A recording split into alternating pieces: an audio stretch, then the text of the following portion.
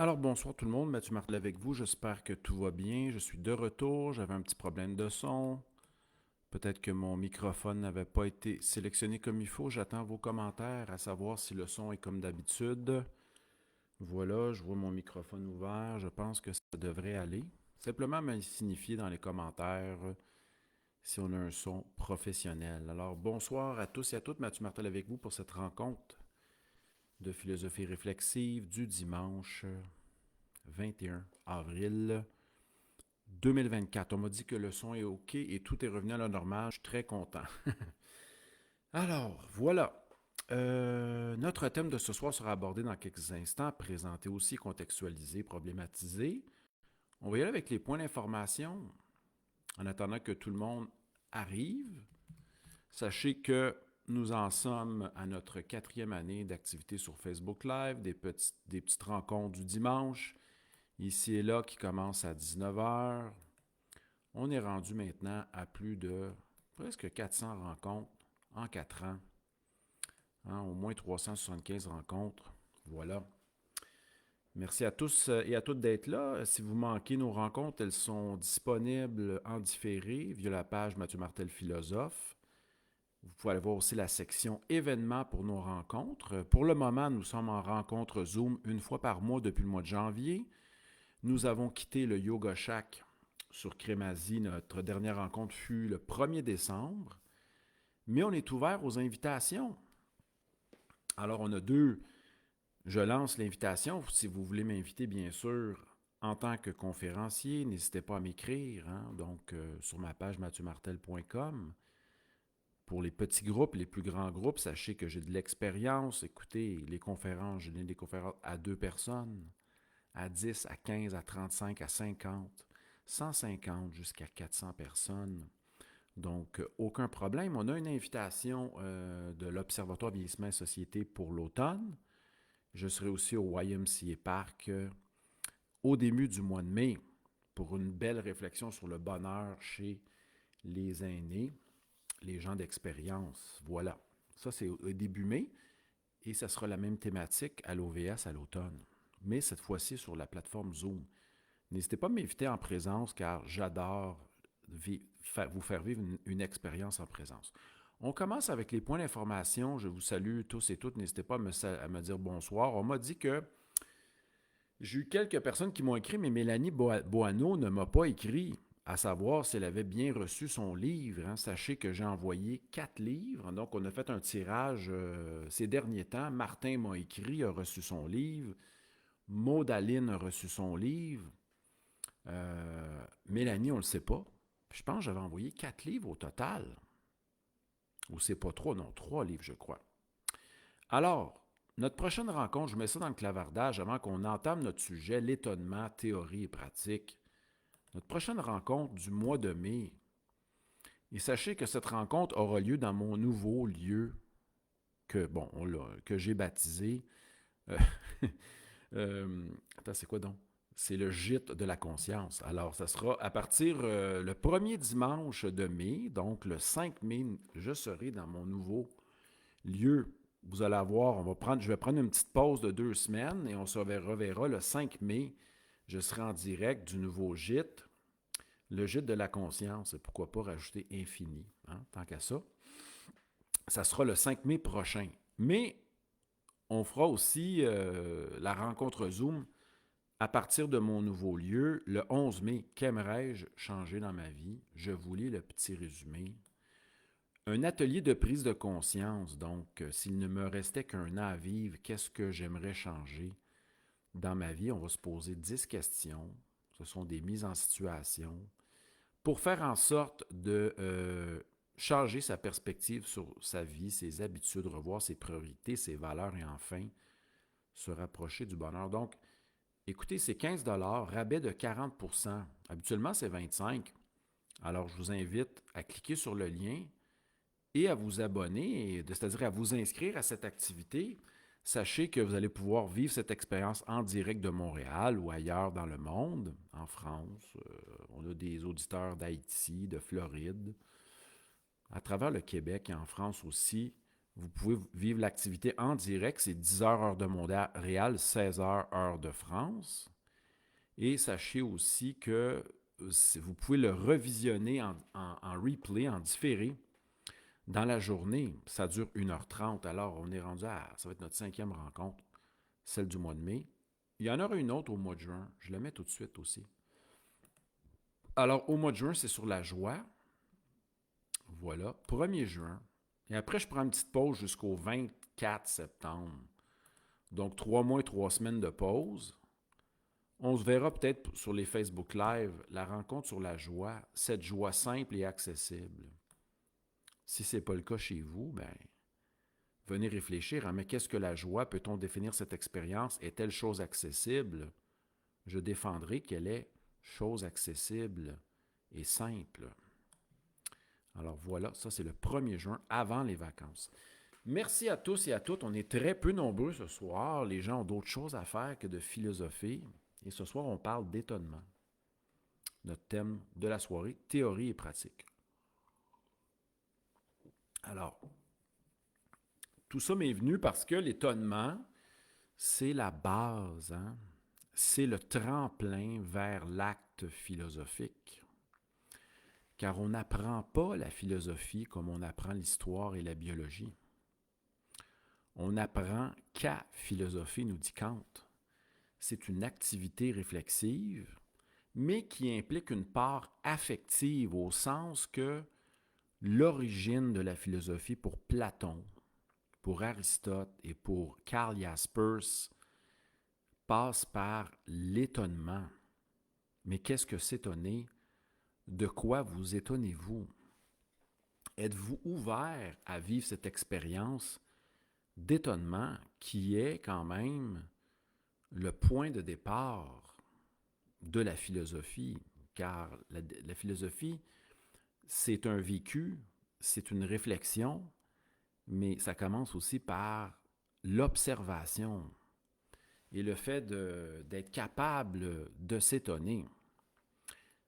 Thomazein en grec, hein? Voilà, thomazein, le verbe étonner, être foudroyé, thomazein, être foudroyé, hein?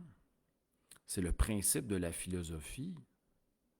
Qu'est-ce que l'étonnement philosophique? Hein? C'est d'éprouver, c'est d'être mis dans une certaine disposition, cette disposition à être, comment dire, à être frappé par l'expérience du réel. Hein?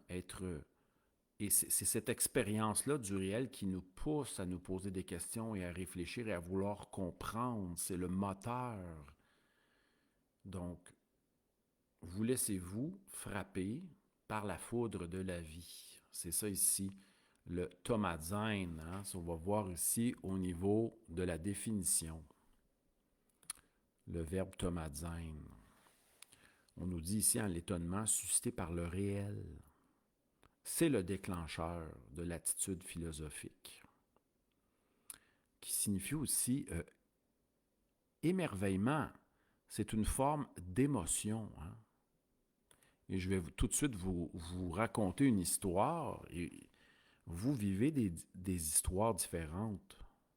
Concernant l'étonnement, je vous pose la question suivante. De quoi vous étonnez-vous actuellement dans votre vie, dans le quotidien, à travers vos lectures, etc. De quoi vous étonnez-vous? On salue Jim, on salue Cathy et Martine qui sont présents et présentes. J'espère que d'autres personnes se joindront à nous.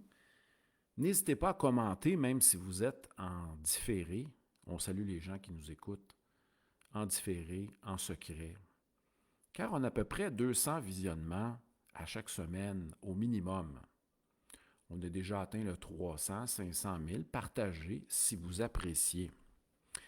Écoutez, je vais commencer avec une histoire de laquelle j'ai été témoin dans le train lorsque je retournais de mon collège vers ma demeure. J'étais avec mon collègue et lui, qui était devant moi, lui voyait une scène. Hein. Derrière moi, il voyait les gardiens, les contrôleurs dans le train apostropher interroger quelqu'un qui buvait une bière dans le train. Et mon collègue me dit, oh, il va avoir une amende salée, il buvait une bière dans le train, et je vais te dire, Mathieu, ce qu'il a répondu aux agents. Et c'est à partir d'une histoire simple comme ça,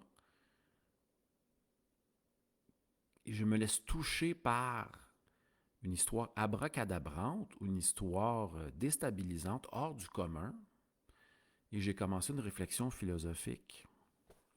À partir de cette histoire, et vous aussi, vous pouvez, donc je vous pose la question suivante, de quoi vous étonnez-vous? On peut avoir un premier réflexe face à ce qui nous est étranger, face à ce qui ne correspond pas à notre manière de vivre. On peut avoir le réflexe de classer ça, de classer les gens de manière binaire. Hein? Ce que je me fais raconter à travers une histoire par mon ami, une amie, je déclare ça anormal ou normal. Je peux déclarer aussi l'autre complètement fou, hein, versus saint d'esprit. À chaque fois qu'on est frappé par la différence, par des expériences qui nous bouleversent, on peut emprunter le chemin facile de la catégorisation binaire. Hein? Et aussi, on peut ne pas saisir au bon cette possibilité-là de philosopher. Donc, s'étonner, c'est se laisser toucher par le réel qui est déstabilisant, hein, qui crée des malaises, qui renverse, qui nous émerveille aussi. En passant, je vous invite à aller voir ce film merveilleux. Il reste encore du temps. Perfect Days de Wim Wenders. Et là, on voit un monsieur japonais qui s'évertue à nettoyer les toilettes à chaque jour au Japon, à Tokyo, mais qui est capable de s'étonner de la beauté du monde et qui est content de vivre chaque journée, qui est toujours content de s'émerveiller. Je vous invite à les voir, à les visionner, écouter Perfect Days de Wim Wenders ou Les Jours Parfaits. Encore à l'affiche, au Beau-Bien, au cinéma public et à d'autres endroits. Alors, revenons à notre histoire. Notre histoire dans le train du retour, Sainte-Thérèse-Montréal, où un homme est en train de boire une bière, se fait interpeller par les contrôleurs, et voici ce qu'il a répondu aux contrôleurs, qui lui ont déclaré « Il est interdit de consommer de l'alcool dans le train ». Et là, mon collègue me dit « Devine ce qu'il a répondu ». Il a répondu au contrôleur « Ce n'est pas écrit sur les murs qu'il ne faut pas boire de l'alcool. C'est écrit nulle part. C'est écrit nulle part, donc je peux boire. » Donc, c'est fascinant. Donc, c'est cette scène-là qui m'a poussé par la suite à prendre le crayon et établir une réflexion. Donc, on a des constables, des contrôleurs ferroviaires qui vérifient si les tickets sont valides, si les cartes mensuelles sont valides, si la personne a payé son billet.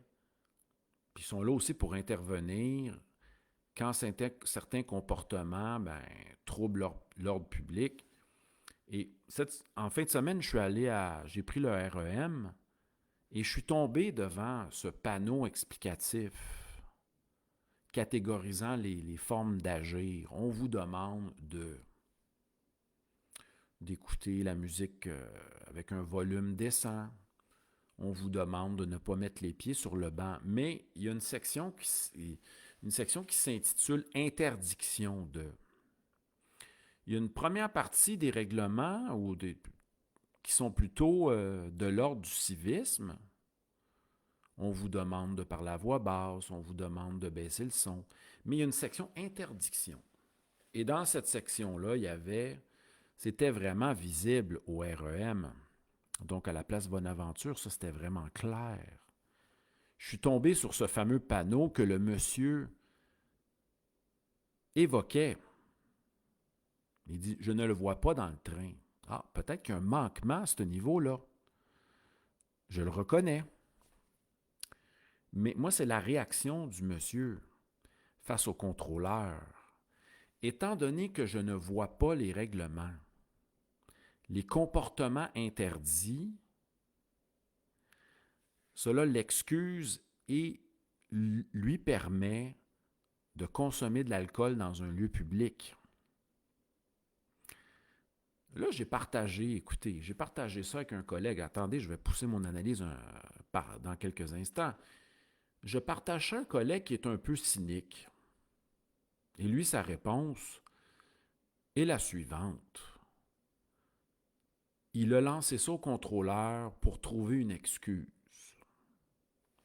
Donc, il a voulu donner une excuse pour que les contrôleurs soient plus cléments à son égard, pour montrer qu'il faisait un effort, hein, qui tentait de se justifier d'une façon quelconque.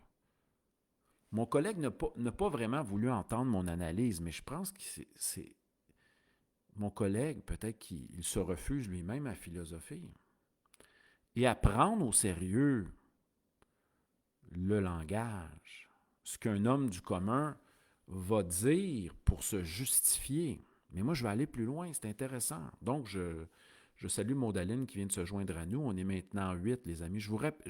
On parle d'étonnement ce soir. Et voici une situation. Je prends une situation, je vous pose la question suivante. De quoi vous étonnez-vous aujourd'hui dans votre vie? Vous pouvez faire un petit commentaire ou me saluer. Et moi, je poursuis autour d'une histoire vécue dans le train du retour d'après-midi, là, Sainte-Thérèse-Montréal, où un homme est en train de boire une bière et dire au contrôleur, ce n'est pas inscrit nulle part que je n'ai pas le droit de boire une bière dans le train. Donc, c'est pour ça que je bois une bière. C'est ça l'étonnement, c'est ça. S'étonner philosophiquement, c'est partir d'une proposition comme ça. C'est de se laisser toucher par le réel. Écoutez bien ça. Donc, écoutez bien ça. Cet homme-là s'attendait à ce que les règlements soient écrits à quelque part dans un train. Et ce qu'il nous dit, c'est que si les règlements, on salue Bérénice, dont c'est non, Bérénice, c'était sa fête, c'est au mois de février, je me suis trompé. On salue Bérénice qui vient de se joindre à nous.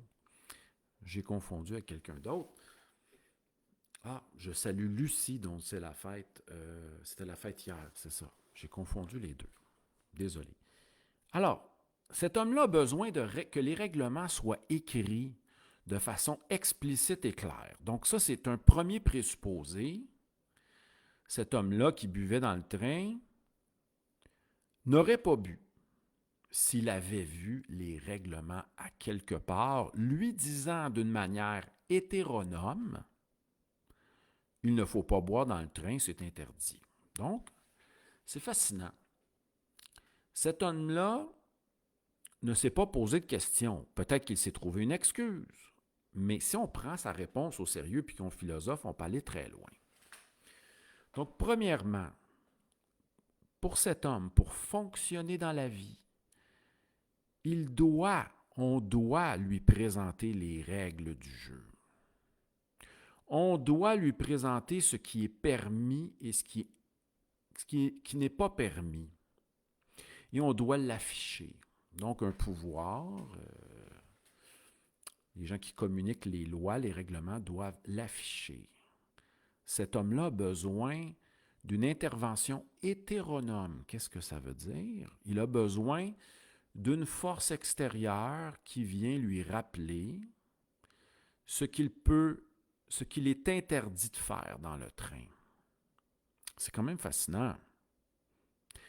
Il ne s'est pas posé la question à savoir, en ouvrant sa bière, est-ce que c'est un lieu approprié pour boire une bière? Est-ce que j'ai le droit? Est-ce que c'est une chose à faire? Est-ce qu'habituellement les gens boivent des bières en public? Est-ce que c'est permis? dans les lieux publics. Il n'y a pas eu il y a pas eu ce questionnement-là. C'est de ça que je m'étonne. Si on n'est pas cynique et on pousse la réponse de cet homme-là, on peut vraiment aller loin philosophiquement. Posons-nous la question. Les actions interdites, hein, ce qui est interdit de faire dans un wagon de train, qui est d'un lieu de transport public, privé quand même, mais où les gens se rassemblent pour se déplacer. Imaginez si on avait à décliner tout ce qui est interdit, on n'en finirait plus. Hein, on n'en finirait plus. Décliner tout ce qui est interdit. Se promener nu dans le train, faire des menaces de mort dans le train, faire l'amour dans les toilettes, etc. Hein? Pour ne nommer que quelques exemples. Alors, je m'étonne de la réponse de cet homme et je me suis mis à philosopher et j'ai écrit tout ce qui était présupposé. Je répète, il a besoin, il n'est pas capable d'agir de manière autonome. Il ne se questionne pas à savoir si son comportement est légal. Il ne s'intéresse pas à savoir si son comportement est moral. Tout ce qu'il a besoin, nous dit-il, c'est une liste de règlements. Et si les règlements sont bien inscrits, il va s'abstenir de boire dans le train. C'est quand même fascinant. Donc, voici un premier exemple d'étonnement. On peut s'étonner de ça. Je vais prendre un autre exemple. Je salue mon ancien étudiant, Paul. On le salue. J'espère qu'il va nous écouter ce soir. Je prends son exemple. Lui aussi s'est étonné la semaine dernière. Deuxième exemple. En me disant, Mathieu, je corresponds, je vais au bar de ma ville, je discute avec une des serveuses, elle est sympathique, nous avons des bonnes conversations. Puis à un moment donné, la jeune femme ne file pas, il va la reconduire à la maison, il lui envoie un souhait de bonne fête et elle ne répond plus. Et le lendemain, cette serveuse-là revient au bar avec son ex. Certes, mon ancien étudiant, Paul, qui est un ami, s'étonne. Il a raison. La conversation était bonne, les échanges étaient bons, mais là, il fait face, c'est le choc du réel. C'est le choc du réel. Elle ne donne plus de nouvelles, elle ne répond plus. Et là, c'est le choc parce que il y avait espoir, et c'est normal que d'espérer, que d'avoir des attentes, que de vouloir poursuivre l'échange et aller plus loin pour découvrir quelqu'un qui nous intéresse, qui nous plaît. Mais là, l'étonnement entre en jeu. Et Paul de dire, elle n'agit pas de manière éthique, et il a raison. Et on peut comprendre, et c'est là que la réflexion peut commencer. OK, elle n'a pas agi de manière éthique. Qu'est-ce que je fais avec ça? Est-ce que je l'excuse? Est-ce que je nourris une colère envers cette personne? Est-ce que j'attends pareil? Je l'espère. J'espère que sa situation va changer et qu'elle me reviendra. Mais Clément Rosset nous dirait, il faut quand même constater cette expérience-là, et c'est cela aussi s'étonner, constater que la non-réponse à un envoi courriel ou un message, nous avons des attentes lorsque nous correspondons et la non-réponse vient troubler l'interlocuteur et le déstabiliser. Et c'est là que le début de la philosophie est possible. Car on se fait ébranler et cela fait partie de l'étonnement parce que ça implique le fait d'être déstabilisé, renversé. Et là, on est émotionnellement aussi atteint. Et c'est là que le début de la réflexion est possible. Et on pourra se demander, est-ce que j'ai envie d'entretenir des relations avec des gens qui ne sont pas éthiques? Revenons à cette école de Palo Alto, de psychologie, avec ce fameux Paul Watzlawick, est-ce que je le prononce bien? Tout est communication. Une non-réponse est une réponse. Mais de quelle réponse s'agit-il lorsqu'il y a une non-réponse? On peut se mettre à réfléchir pour autrui. Admettons que j'envoie un message à Bérénice et qu'elle ne me répond plus. Je peux dire, bon, elle est occupée avec son nouvel emploi. Elle s'occupe de ses enfants, peut-être. Je l'ai peut-être blessé avec un de mes derniers propos. Et je peux commencer, la liste peut être longue, en effet. Mais il y a une non-réponse. Que fait-on avec cette non-réponse-là? Woody Allen, dans ce fameux film, qui n'est pas traduit en français, c'est ça qui est un peu déprimant, Whatever Works, nous propose une piste. Moi, je propose quand même la réflexion philosophique, mais Woody nous propose la réflexion philosophique d'aller vers ce qui est fluide, d'aller vers ce qui est aisé et ce qui fonctionne. Donc, je repense à mon ami Paul qui n'a pas de réponse. Qu'est-ce que je lui ai répondu à la saveur Woody Allen? Je dis, Paul, va dans un autre bar et va rediscuter avec d'autres gens, d'autres personnes. Il faut passer à un prochain appel. L'espoir est un piège. L'espérance, à la Sponville, l'espérance, on peut espérer que demain il fasse beau pour faire notre activité. On peut espérer que notre ami guérisse de son rhume, guérisse de sa jambe brisée, etc. Se remettre d'une blessure. Mais s'accrocher à l'espérance, c'est un piège, car c'est un désir, nous dit Sponville, un désir dont on ignore s'il sera satisfait, premièrement. Un désir dont il est impossible de jouir ici maintenant. OK? Donc, l'objet n'est pas présent, il n'y a pas de satisfaction. On ignore s'il sera satisfait. Et troisièmement, nous sommes dans l'attente et la passivité. Attendre que la jeune fille le retexte, lui réécrive, ça peut faire souffrir et ça peut être lourd. Donc, on peut se dire aussi qu'on n'est pas capable, on aimerait que l'autre revienne, mais on peut aussi prendre cette situation-là pour réfléchir sur cette problématique-là. Marc nous dit merci, Marc. On salue Marc Joy, Marc Lajoie, de Prévost. Est-ce que c'est bien ça? Du Lac-Renault. Il nous dit que Whatever Works 2009, disponible en français, merci, parce que je le cherchais sur les plateformes, je ne le trouve pas, mais bon, il est disponible, merci. Salutations à tous et à toutes, merci à tous d'être là. Ce soir, on s'entretient sur l'étonnement, théorie et pratique. J'ai donné 2 mises en situation, je vais en donner au moins une troisième. Fidèle au principe, à la loi de 3. 3 critères, 3 exemples, etc.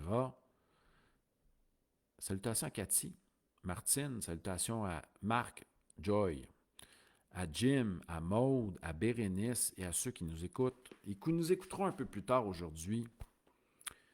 Vous savez que j'envoie un petit message à mes habitués dans les messengers privés. On me demande, est-ce que c'est un message personnel? Oui. Je l'envoie aux gens de manière personnelle, à tous nos habitués. On continue avec un troisième exemple. Oui, je vais y aller, oui, c'est ça. On va y aller ici avec un autre exemple. Donc, premier exemple que j'ai utilisé tantôt, c'est un exemple comportemental. Le deuxième exemple aussi, c'est du comportemental.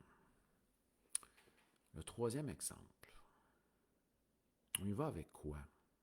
Prendre une petite gorgée pour trouver, en attendant de trouver le troisième exemple. Partagez-moi dans le message De quoi vous étonnez-vous aujourd'hui? Qu'est-ce qui vous étonne?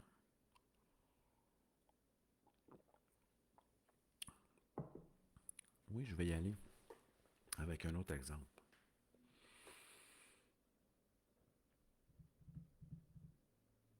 Oui, parlez côté instrument de musique. Écoutez bien ça.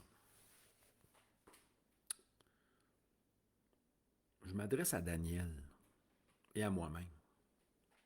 Regardez bien ça, le paradoxe. Le paradoxe des explorateurs, de ceux qui aiment se procurer des instruments de musique et découvrir, explorer. Regardez bien ça, le paradoxe. On salue Daniel.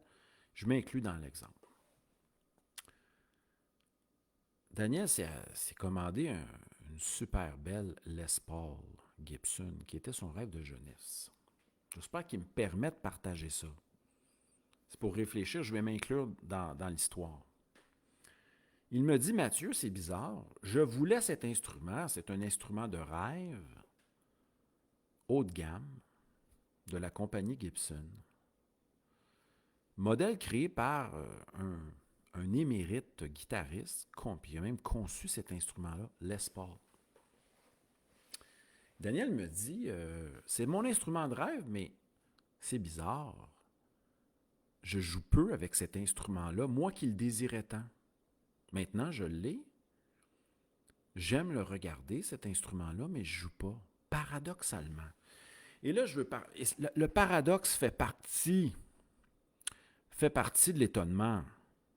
Écoutez bien ça. Il dit, je joue davantage avec une vieille Stratocaster, qui est un autre modèle important dans l'histoire de la guitare, qui a été, Daniel nous dit que c'est un modèle qui a été, son instrument a été corrigé, remis en forme, mais qu'il joue de façon passionnée à tous les jours, sans se poser de questions. C'est le paradoxe, les amis, de la vie est paradoxale. Hein? Daniel pensait, surpris, il s'étonne lui-même d'aller vers cet instrument-là qui a été restauré, remis à neuf, sans se poser de questions. La passion va vers la marque, la guitare Stratocaster plutôt que la Les Paul. C'est un paradoxe que je vis également. Hein, je me suis procuré une vieille guitare, une vieille bass. Et là, je vais avec les particularités, mais vous allez comprendre. J'ai besoin de 3 exemples. Une bass récemment que j'ai achetée, fini de payer le 1er mars. Une vieille bass vintage des années 81. Là, je l'essaie, je joue avec. Je suis emballé. Finalement, je la garde même pas un mois et demi et je la revends. Mais écoutez, c'est ce qui est paradoxal. Je me surprends de la reprendre depuis avoir le goût de jouer avec et ça fonctionne plutôt avec un autre instrument Godin qui est juste derrière moi ici, la belle Shifter Vintage de Godin. Et ça fonctionne merveilleusement et je dois m'avouer cette chose-là. Je m'étonne moi-même d'avoir un attrait pour une vieille bass des années 80 qui était très riche en possibilités, très versatile, mais l'aisance est avec celle-ci derrière. Je m'étonne. Et je m'étonne de revendre l'autre, et aussi je m'étonne que ça soit quelqu'un, suite à une intuition, écoutez bien ça, car les exemples sont philosophiques, je mets cette base-là sur un groupe. J'ai l'intuition profonde que c'est un Québécois qui va l'acheter. Et c'est sur un groupe où il y a plein de gens qui possèdent ce modèle-là. Même aux États-Unis, je me suis fait écrire par des gens de Californie, de 2-3 places aux États-Unis, qui m'offraient un gros prix. Je dis non, je vais y aller avec la voie de la facilité et de l'aisance. Je sens que c'est un Québécois qui va m'écrire. Et le monsieur en avait déjà 2. Et c'était affectif. C'est un rapport affectif. Et je m'étonne d'avoir Hein? Faites la transition et c'est maintenant lui qui a cette base-là. Donc, les amis, étonnons-nous d'être déstabilisés, de vivre des expériences ou d'être pris dans des situations totalement paradoxales. Troisième exemple, quatrième exemple, un de mes collègues, je ne nommerai pas, qui aime faire la fête, puis à une époque, il avait fréquentait quelques filles en même temps. Et à un moment donné, il se dit, « Hey, la fille que je fréquente depuis 1 an, 2 ans, c'est étonnant. Je me verrais faire des enfants avec elle. Et je suis vraiment bien avec elle. Et là, je pense qu'il est avec depuis plus de 15 ans. Paradoxe, étonnement. Revenons à Arnaud Desjardins, qui nous rappelle dans l'audace de vivre que la vie est surprise et la vie est totalement imprévisible. C'est Nisargadatta lui-même, je pense plutôt Nisargadatta que je voulais parler, qui dit « L'imprévisible a plus de chances de se produire que ce que vous aviez prévu. » Et là, lorsqu'on est dans « Voici comment je vois les choses. Voici comment les choses devraient arriver. Voici comment le monde fonctionne. » Là, on est dans un programme. On est dans la binarité, bonheur-malheur, acceptable-inacceptable, moral-immoral, légal-illégal, etc.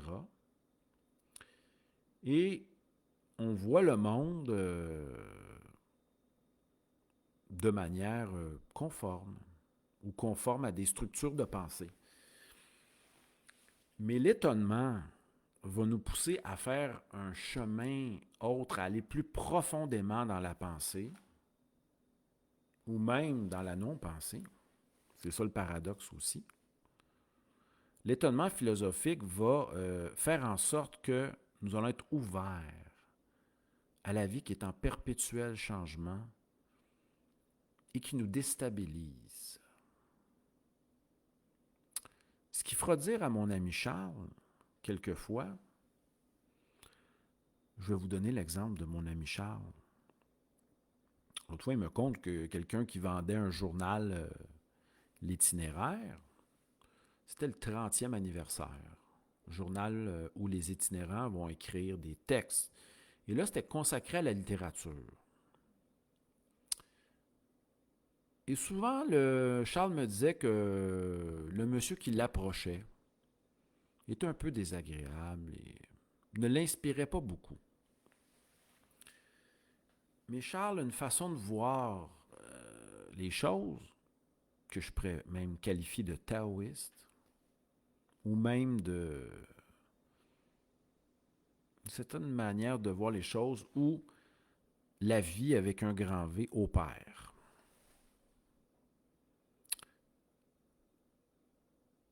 Donc, le monsieur vient le croire. Je pense qu'il croit ce monsieur-là au marché Jean Talon. Il veut lui vendre l'itinéraire et tout d'un coup, il a l'élan de lui offrir, d'acheter le journal, mais il ne sait pas que ça coûte 10 $. Mais Charles fonctionne d'une certaine manière, la manière étant la suivante. La décision ne se prend pas au niveau du moi, mais peut-être au niveau du soi, au niveau de ce qui est plus grand que nous. Donc, l'élan spontané, sans même qu'il y ait réflexion, surgit, je vais aujourd'hui lui acheter l'itinéraire. C'est ce même élan qui m'a habité quand j'ai mis à vendre la barre sur un groupe, sans réfléchir. Ça monte et j'y vais. Donc, Charles décide d'acheter et le monsieur lui dit, c'est 10 $. Oh, Charles pensait qu'il ne sait même pas combien il y a d'argent dans ses poches. Il pense que c'est 3 $. Il fouille dans son portefeuille, il y a 2,5 $. Donc, il offre les 2,5 $ pour payer le 10. On pourrait appeler ça, cette vision-là, c'est comme si, certes, c'est Charles qui prend la décision, mais cette décision-là, ça ne s'est pas passé au niveau, et là, vous allez me trouver paradoxal, parce que tantôt, je vous ai invité à réfléchir, à vous servir de l'étonnement pour approfondir l'aspect philosophique, la réflexion, mais là,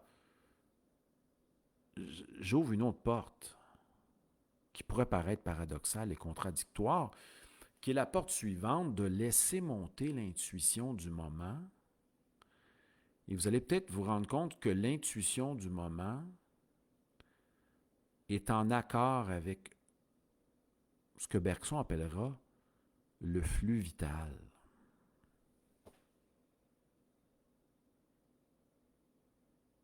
Charles, je reviens, le lien c'est Charles a le goût d'acheter la revue aujourd'hui, chose qu'il ne veut jamais faire.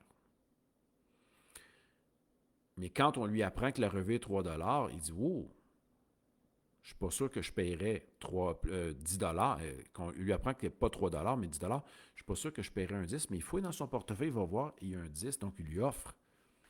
C'est presque une synchronicité, car il n'avait qu'un 10 à lui offrir. Et là, on appelle ça une espèce de syntonie entre l'élan, la rencontre et ce qu'on peut fournir objectivement. Et là, j'ai dévoyé de mon sujet, je suis allé ailleurs. Mais je suis toujours dans la perspective de se laisser étonner par le réel.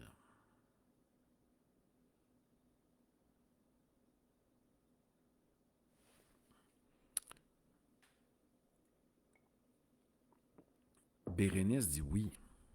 Elle a peut-être une histoire à nous conter, on ne sait pas. Merci Bérénice de ton commentaire, tu nous appuies. Est-ce que je vais avec une autre histoire? On va y aller avec un chiffre impair. Peut-être, pourquoi pas une autre histoire? Oui, allons-y avec une autre histoire de cet ordre. Donc là, j'ai parlé. Je vais juste récapituler. La première histoire concernait un homme qui buvait une bière. Je me suis étonné face à un homme qui buvait une bière dans les transports publics. Je me suis étonné de sa réponse. C'était notre premier témoignage. Je bois une bière car il n'est pas écrit que je ne peux pas en boire. Deuxième histoire. C'était, j'en dis à 4, le cinquième. Mon ami Paul qui se fait refuser, qui se fait abandonner par une jeune fille qui convoitait, qui trouvait agréable. Troisième histoire, j'ai parlé celle de mon collègue qui s'est étonné de devenir amoureux, de voir des enfants avec son ancienne maîtresse. Étonnant. Et moi-même et Daniel, j'ai impliqué dans la quatrième histoire, je vais vous en sortir une cinquième. Paradoxalement, je pensais avoir acheté un instrument de musique que je l'ai gardé très longtemps, qui avait une valeur à la fois monétaire, une valeur symbolique, mais que j'ai tout de suite revendu. Et Daniel s'est acheté son instrument de rêve avec lequel il ne joue pas. C'est étonnant, c'est déstabilisant, c'est paradoxal. C'est quoi un paradoxe par définition? C'est une opinion qui est contraire au sens commun. C'est quelque chose qui paraît contradictoire et déstabilisant. Allons voir. Hein? Paradoxa à côté, paradoxe, définition qui va à côté qui est à côté de l'opinion commune, qui défie la logique avec des aspects contradictoires. Hein? Et on a aussi qui est étrange. Voilà, ça touche notre point. Je vous invite, ok, je vais le trouver, le beau vidéo, je vais le mettre ici, Bertrand Vergely. Hein, ça, cher Bertrand. C'est drôle, hein? Bertrand Vergely, j'en parle à un moment donné, je discute avec Sarah, une prof de danse. Elle connaît Bertrand Vergely, venait donner des conférences. Sa mère l'invitait. OK, émerveillement. Je vais vous trouver ça. Je vais vous mettre ça dans la section. Il y a un petit beau vidéo YouTube sur l'émerveillement. J'espère que je vais le trouver. Je suis encore avec vous, les amis. Ça dure un peu plus longtemps ce soir. Ah oui, ça va être à Arte. Oui, c'est ça. Avec Raphaël. Voilà. Là, je veux pas que ça parte. OK. Je vais aller chercher ça. Oups. Désolé. Alors, oups. OK. On est ici. Désolé. Me revoici. Je vous invite à aller voir la distinction que Bertrand Vergely fait entre étonnement, émerveillement et un autre concept. J'ai mis ça ici. Un 4 minutes avec Raphaël Enthovan. C'est fascinant comment il distingue ces trois concepts. Mais j'ignore le troisième concept. Étonnement, émerveillement. Et c'est quoi l'autre? Il doit y avoir un troisième concept, mais je ne veux pas écouter la chose. On va y aller avec un cinquième exemple, les amis. J'espère que ceux qui vont écouter en différé vont me dire de quoi vous étonnez-vous aujourd'hui. Hein? De quoi vous étonnez-vous? Un quatrième exemple, très simple. Est-ce qu'on parle du climat? Non, c'est trop commun. Trouvez d'autres choses. Un quatrième exemple d'étonnement. Je m'étonne de cette transition que j'ai vécue avec, écoutez, je ne fais qu'écrire mon journal. J'aimerais ça écrire un nouveau livre, mais je ne suis pas vraiment inspiré et je fonctionne davantage par l'élan.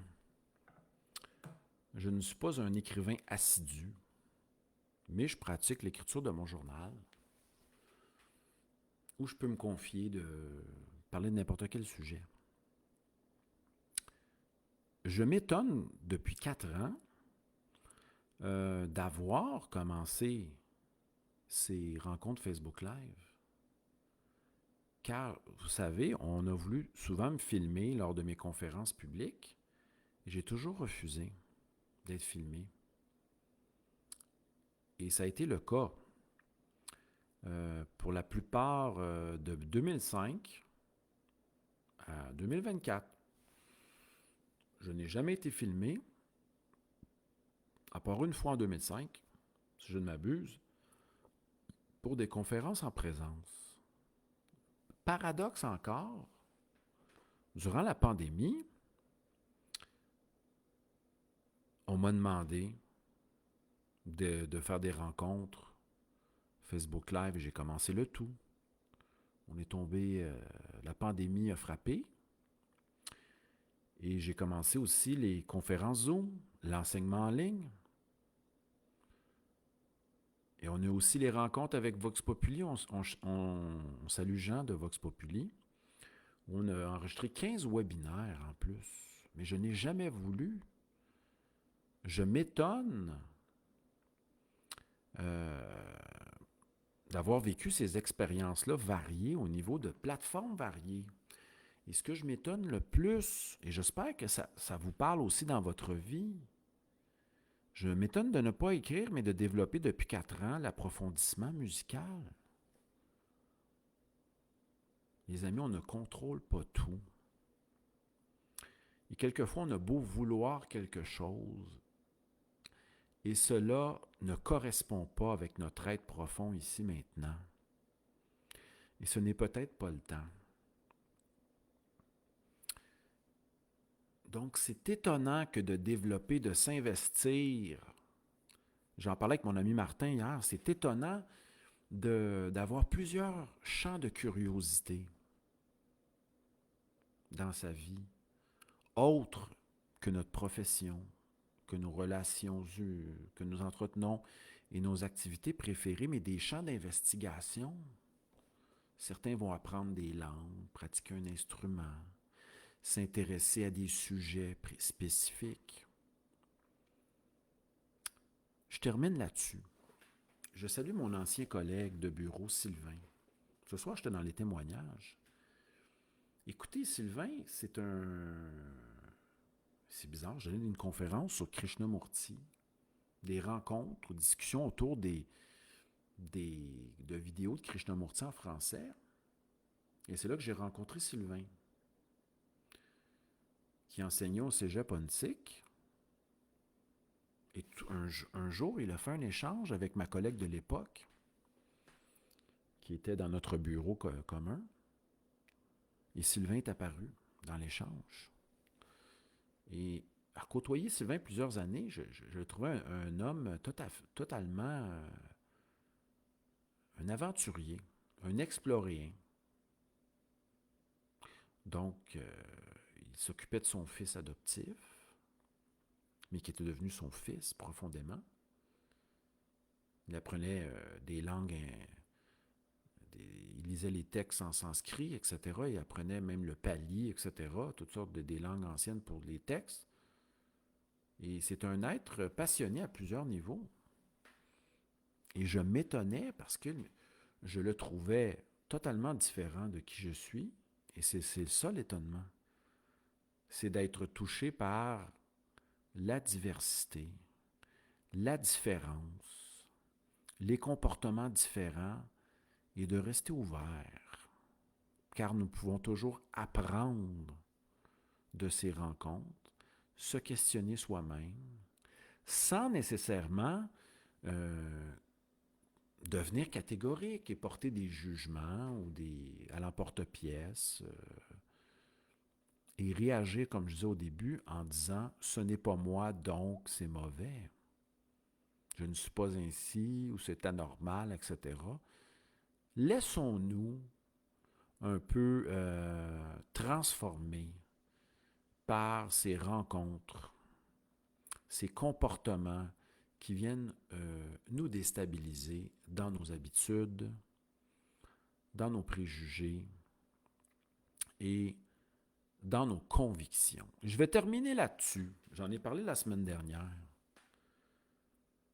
L'ennemi de la vérité, nous dit Nietzsche, ce n'est pas le mensonge. Car je l'ai dit la semaine dernière, celui qui ment est conscient de la vérité. Certes, c'est peut-être pas un chemin à suivre, mais le convaincu peut croire à des idées fausses, peut être obstiné, adhérent corps et âme à une idéologie barbare. Hein? Le convaincu ou la convaincue est très dangereux, car il ne se remet pas en question. Il est dans l'ivresse de l'idéal. Non, c'est Edgar Morin disait, il est dans l'ivresse de l'utopie. Morin qui a quitté l'utopie, puis il s'est dit non, ce n'est pas la réalisation de l'utopie qui compte. Non. C'est de s'ouvrir. C'est lui qui disait, Edgar Morin, oui, écoutez bien ça. On a bien ça. Edgar Morin, 102 ans. Philosophe. L'imprévu, ben oui. Il y a un beau texte là-dessus. Est-ce que je vais vous mettre ça? Ben oui, pourquoi pas. Nous devons vivre avec l'incertitude, l'imprévu. Voilà. Hein? Vivre avec l'imprévu, l'inconnu et l'incertain. Voilà la grande ouverture face à la vie et au réel. La vie qui nous déstabilisera toujours. Merci à tous et à toutes. 54 minutes déjà ce soir, 20h02. J'espère que vous avez apprécié. Si vous avez apprécié, partagez. On salue tout le monde, tous et toutes. Au plaisir de se revoir. Bientôt. Oui, ça sera dans mon nouveau lieu, le 5 mai pour le Facebook Live, le 11 mai pour notre rencontre mensuelle. Hein? Qu'aimerais-je changer dans ma vie? Les liens sont dans le clavardage. Au plaisir de vous voir bientôt. Prenez soin de vous et bonne soirée. Bye bye.